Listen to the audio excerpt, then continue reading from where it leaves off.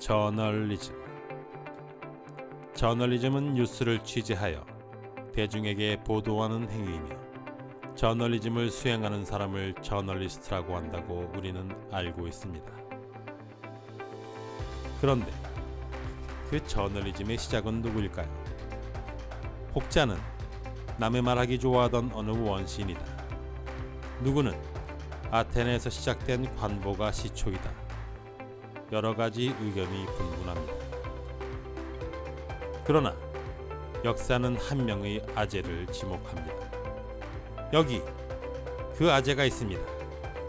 그의 이름은 피에트로 아레티노. 이탈리아의 시인이며 극작가이자 풍자문학가입니다. 특유의 괴짜 정신으로 르네상스 시대를 한층 입체적으로 만든 괴짜 문학가. 그런데 왜 이 양반을 저널리즘의 시조라고 하는 걸까요? 르네상스가 절정기였던 16세기 초중반, 활발히 활동했던 시인, 극작가, 풍자문학가, 예술비평가로 마키아벨리와 다빈치보다는 약간 뒤에 미켈란젤로와는 거의 비슷한 시기에 살았던 창작자였는데 말입니다. 그 이유는 그의 이름이 무엇보다도 포르노그래피의 원조로 꼽히는 책 아레티노의 16가지 체위와 관련해서 가장 많이 언급되고 있고, 결정적으로 그의 글을 앞세워 당시 교황, 황제, 귀족 등 권력층에게서 돈을 뜯어내는 공갈 협박 경력 때문입니다.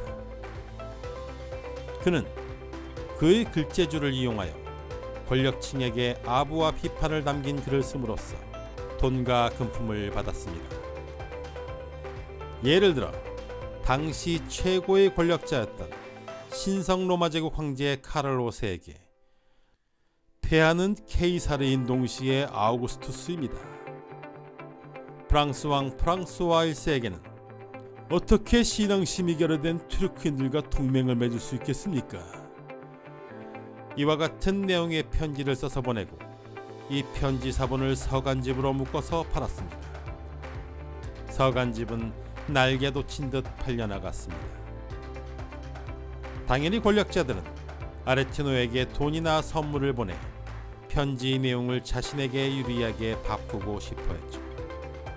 아레티노는 사적인 편지를 돈을 목적으로 출간한 최초의 작가였습니다. 인쇄술은 그러한 아레티노에게 돈맛을 알게 해주었습니다. 권력자들이 일개 작가에게 불과한 아레티노에게 신경을 쓴 것은 결국 대중들에게 편지 내용이 알려진다는 점 때문이었습니다.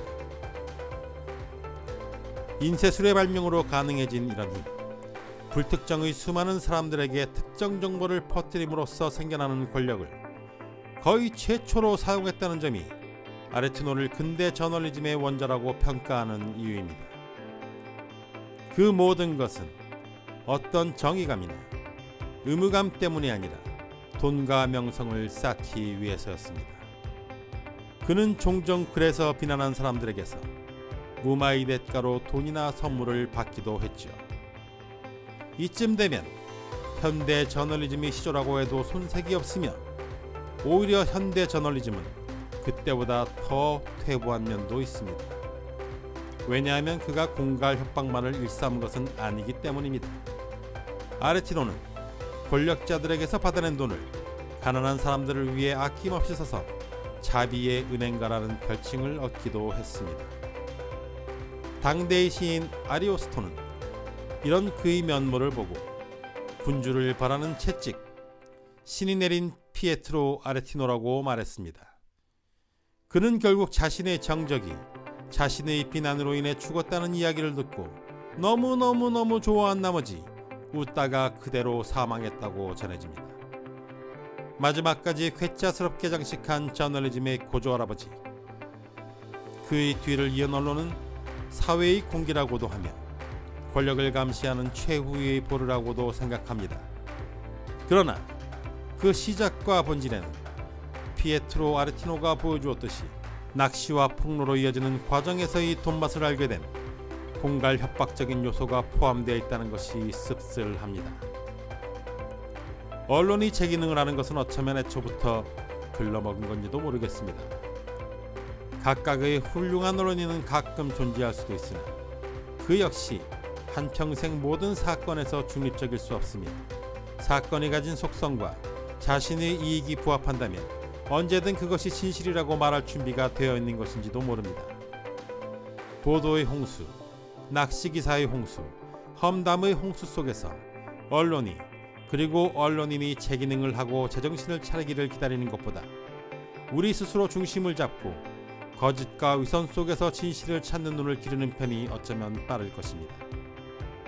그리고 우리가 하나하나의 언론이 되어서 누군가 가짜 진실로 우리를 속이려 할 때 각자의 목소리로 진실을 외치는 것만이 뇌를 남에게 맡기지 않는 슬기로운 시민 생활을 보장하게 될 것입니다.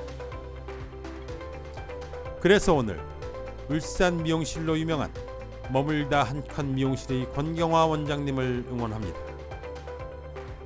깨어있는 시민들의 독립 저널리즘 노단이의 생각 TV에서는 시민 언론인들의 제보를 기다립니다.